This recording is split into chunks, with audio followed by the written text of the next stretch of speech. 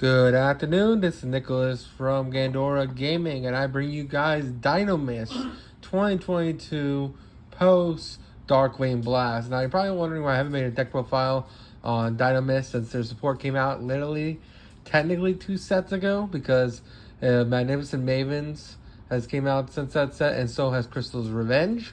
But I just felt like I kind of wanted to make the combine of the Draco Slayer deck, but I decided to build up to it. I'm just going to dedicate an entire week to November and early December to pendulum monsters, because I feel like pendulums are the redheaded stepchild, just like rituals, and no one respects them enough. Now, of course, Triff is Triff, so he's always chanting their names, but besides him, there really isn't that many other people in the community that love these guys, and I just wanted to shed some love on them. So we're going to do Dinomist today, then Magic Spectres tomorrow, then Ignisters the next day on Wednesday. On Thursday, we'll have a grand finale of all 3 of those archetypes combined and the new Draco Pal archetype.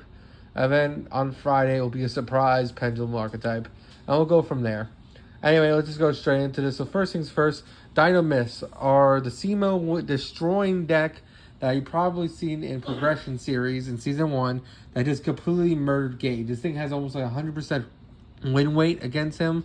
This deck is stupid. If you don't know, all the Dinomists are water machine archetype pendulums, and their whole gimmick is that their scales protect themselves, and they have a really good trap card that just pops cards. And this deck is pretty insane. It is insanely really good for its time. Now, don't get me wrong, this deck has fallen off and was never really the best deck in its time, but it definitely had potential, and if this deck ever had a chance, it definitely did.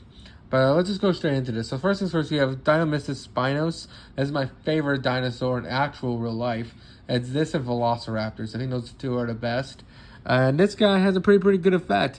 If a Dinomist monster you control would be destroyed by battle or card effects, then destroy this card instead. A lot of Dinomist cards have protection like that in the pendulum scales, meaning your cards have some really good protection. He's a level 3 scale. I think the scales are 3s and 6s, which is pretty good because he is a level 5, meaning we can make Cyber Dragon Infinity in this deck, which is pretty nice. But let's just keep going. Basically, he has the effect where you contribute 1 Dinomist monster. After his effect, this card can attack your opponent directly, and this card can make it a second attack during the battle phase. It's a really good. You can only activate 1 of these effects. You can't activate both, sadly. But just the fact that he can just attack directly for 25, especially if you limit burst him, make him a 5,000 attacking directly, is pretty insane. And if you just do attack twice, if he's a 5,000 attacking twice, that's just as good as well. So Spinos is a must-have 2 over the deck, and overall a great card in general. We're also playing 2 Rex. Now, Rex is everyone's favorite. Rex is just an amazing card. Basically, of course, once per turn, while this card's in your pendulum zone, you can negate the activation of the card that targets Dinomist cards you control, then destroy this card. So their whole gimmick is that you either stop cards from targeting them, and then they negate and destroy those cards, or they do like what he does, where if they're targeted, you can destroy this card instead. So they have some really cool interactions and the pendulum scales, but he's a scale 6. He's another 2 if we play. And he's another boss monster, because when this card attacks, except during the damage step, at the end of the damage step, my apologies, you contribute 1 Dinomist monster after one of these effects. This card attacks in a second row again. And if it attacks a piercing defensive monster that is piercing damage, this is pretty nice. And another effect is you can shuffle 1 card of your opponent's hand back into the deck, and then this card gains 100 attack. Not a bad card at all, and a really decent card in general. So this is another 2 of in the deck, and just our boss monsters in general. We're also playing 2 Triceratops. This guy is also really fantastic. He has the same effect where if another Dinomist monster you control will be destroyed a battle or card effect, destroy this card instead in the pendulum scales, which is fine because Dinomist Charge allows us to add back resources, which is fine. And then all Dinomist monsters you control a minimum 1. You can just special summon this card from your hand. So he's kind of like Cyber Dragon, which is pretty insane. Just a free special summon. You don't have to pendulum summon him, which is also good. Another card that does the exact same thing as this guy, Brachiosaurus. He does the same thing. If you control no other monsters but Brachiosaur, and your opponent controls a monster with the highest attack, even if tied, you can special summon this guy from hand. He's a level 5 machine, which is fantastic. And then once per turn, all these cards in your pendulum scale does negate the activation that targets the card and destroy it. Really, really good. Sadly, it does not destroy when it negates. It destroys itself. I need to specify that because I bet in the comments will say it doesn't destroy the card. It just negates it, which does kind of suck. That's why these cards are a little outdated. But the fact that it does negate cards is still pretty solid, even if it doesn't destroy that card. Next card we play. Now for our level 4s, we play 3 Dinomist Pterodactyl. I know that's his name, but I'm just going to call them by the dinosaurs they are. So this guy is fantastic. If a Dinomist monster you control would be destroyed by battle or card effect, you destroy this card instead, which is great. And then this card, if this card destroys a monster by battle, add a Dinomist card for your deck to hand. He's already 1800 beat stick with limit remover. He comes to 3600. So the fact that he can just hit an opponent's monster, kill it, do damage, and it's add a card, it's just fantastic. And overall, that's really, really good in general. We're also playing 3 of all the level 4s. So we're also playing 3 Plesiosaur. I believe this is actually his actual name, Plesiosaur. But basically, his pendulum effect is that if it targets a Dinomist monster, destroy this card instead. But his effect is all Dinomist monsters, all monsters your opponent controls lose 100 attack and defense for each Dinomist card you control. That includes, I believe, your scales as well, because I think it's just monsters on the field. Because it says you control. Technically, you don't control those scales. So, it's a really interesting card. Just lowers your opponent's monster. Really, really good in general. And it is another 3 of in the deck. Now, notice how all these are level 4 waters. Meaning you can make Bahamut Shark into totally awesome in this deck quite easily. So, another really, really good card. And we're also playing for our newest guy, Dinomist, Dynamite Power Load the Draco Slayer. Now, this is our newest one. He has the only different pendulum effect in the entire archetype. Basically, his pendulum effect is that you can target one Draco Slayer or Dinomist card in your pendulum scale, special summon it, which is just fantastic. So, he just says, hey, him plus any other Dinomist, doesn't matter. Just activate his effect, special summon it from the scale. Really, really great card, and overall, just fantastic there. This card is always treated as a Dinomist card. And then when this card is tributed, you can just add a Dinomist or Draco Slayer card from your extra deck to your hand, which is pretty good. The reason why they do that is because there is a lot of getting cards from your extra deck to your hand in order to keep pendulum summoning a massive amount of monsters.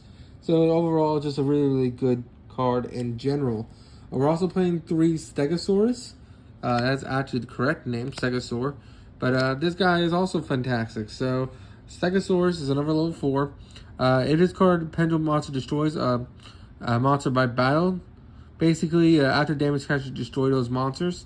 So it just says all other pendulum monsters control battles. It just basically allows you to pop monsters. So you can just suicide crash into monsters, which is pretty cool. And then finally, of course, it does have the effect where if another Dinomist card we control would be destroyed by battle card effects, it does not. And basically, you're also playing 3 Anklos. Anklos is our last pendulum. Anklos is just a really, really good card. Banish any card monster destroyed by a Dinomist monster, which is fantastic. Meaning, if you just kill their monsters, they just get banished instead. They don't go to the grave, they go back to hand. They're just really, really good. And while this card's in your pendulum zone, you can make the activation that targets another Dinomist monster you control and destroy this card instead, which is really, really good. That is it for the Dinomist monsters. Now we talk about our last guy we play, which is 3 Barrier Statue of the Torrent. This guy is fantastic because we're waterlocked anyway. Well, we're not waterlocked, but this guy makes your opponent waterlocked and you. And we don't care because we're playing a water-based archetype. So this waterlocking our opponent is fantastic. And the fact that we just pendulum summon this guy is swell. He's a level 4, so he's very easy to summon onto the field because our scales are 3 and 6. So he's just a really, really good card in general, and a must-have 3 of the deck.